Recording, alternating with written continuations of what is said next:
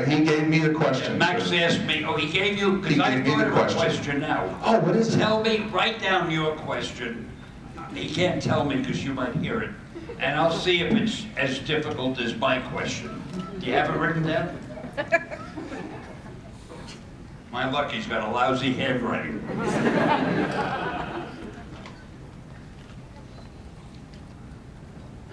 Very suspenseful. Anyway, I don't see well, so he's writing on his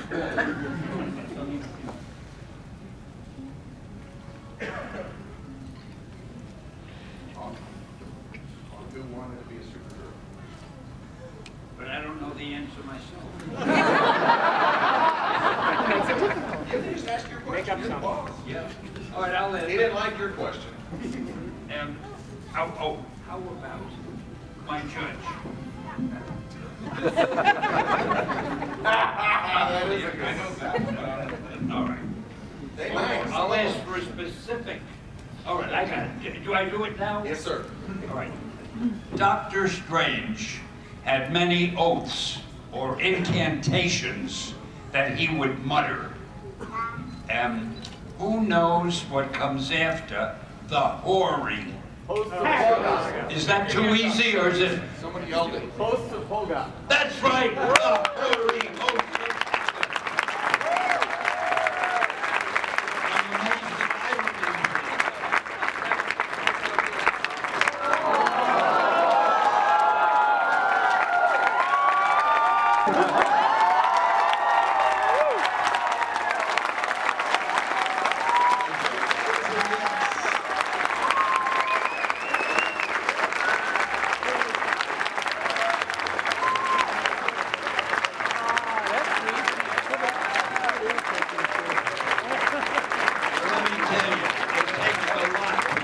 Stage me.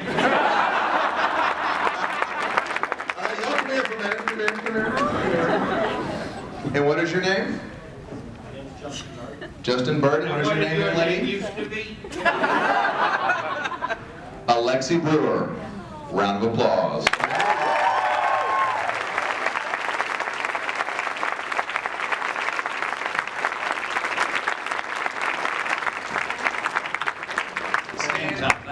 Do you see the effect you've had on people? Downhill from here. Yeah, they didn't even know each other when they walked in. Yeah, I am presently teaching a course titled Stanley Heroes at Henderson State University. The students have been endlessly impressed, by the degree of humanity you brought to these characters at a time when characters were very flat otherwise. So there's an awful lot we could talk about. And I let my students pick the questions instead of asking my own. And these really are their questions.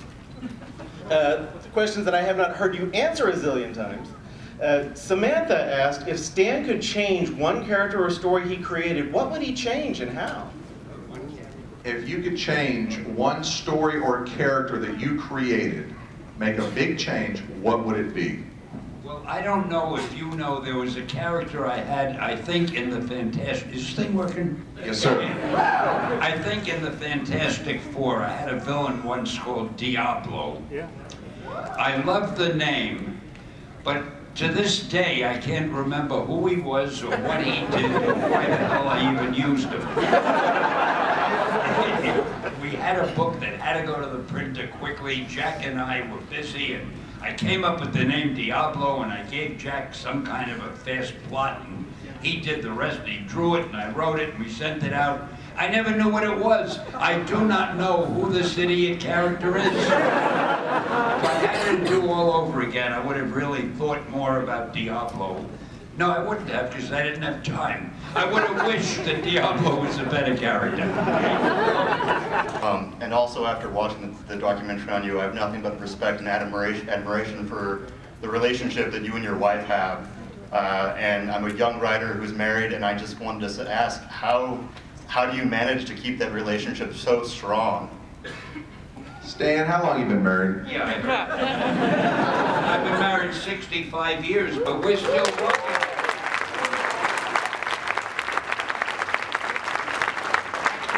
65 years and 3 months, I think. Yeah. I I don't know. I like her, and I think she likes me. But I don't know the answer. She's nice. Thank you, that's all you can ask for. You've been in on all the movies. Which one was your favorite cameo? Which was your favorite cameo in the movies? Well, I think I got a kick of them, out of them not letting me into the wedding of Reed and Sue. And I kind of like being a librarian while the Spider-Man was fighting behind me. But I gotta tell you, Iron Man 3, when it opens up, I think that's the best and funniest one.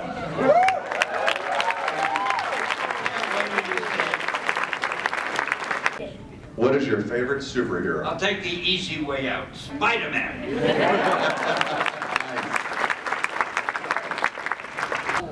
When you were writing comics from 1960 to 1970, you had all your heroes.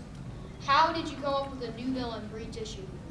As you were writing comics in the 60s and 70s, how did you come up with villains for your comics? New villains for the press?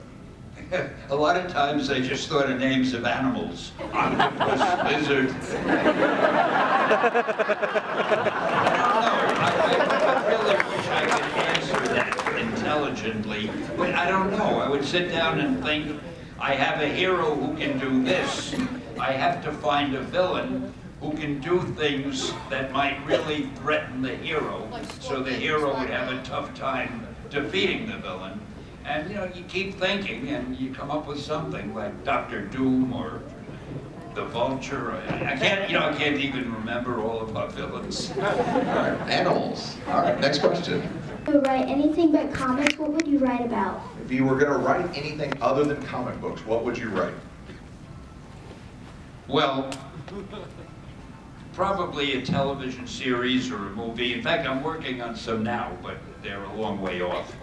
But anything that has to do with pictures and words, like a movie. You see the pictures and you hear the words. I always thought when I was a kid I'd write the great American novel, but I don't think I'd like to write a novel because it's just words. I'm so used to looking at pictures while the words are there. So it would be anything that had to do with pictures and words. All right, good. I mean, so when a movie does the story of Marvel Comics on the big screen, who's going to play Stan Lee? Brad Pitt. Brad Pitt.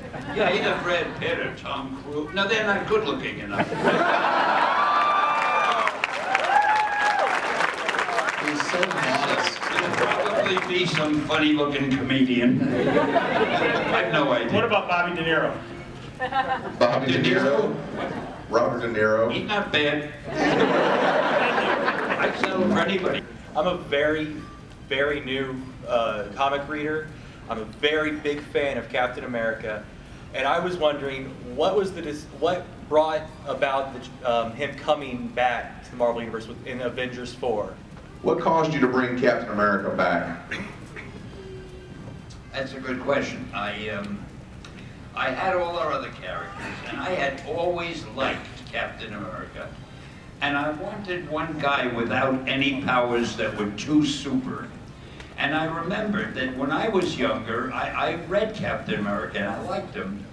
And I said, but he's dead, how can I bring him back?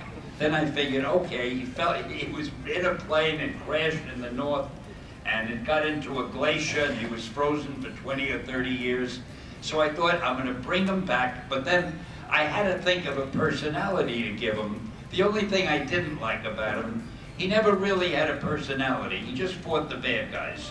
So I thought I'll bring him back to life years later, and I'll let him feel as though he's something of an anachronism.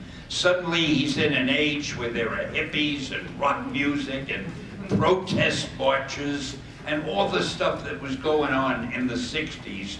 And he's not used to it, and he doesn't understand it.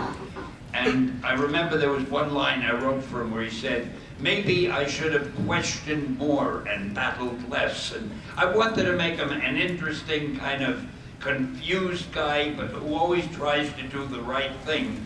And as we started using him, I got to like him more and more. So I put him in the Avengers, and now in the movies, he's like the leader of the Avengers. And it's amazing how that happened, because he had been a character we had forgotten, thinking he's too patriotic, too corny. And now he's become popular, and that probably proves something, and I don't have any idea what it is.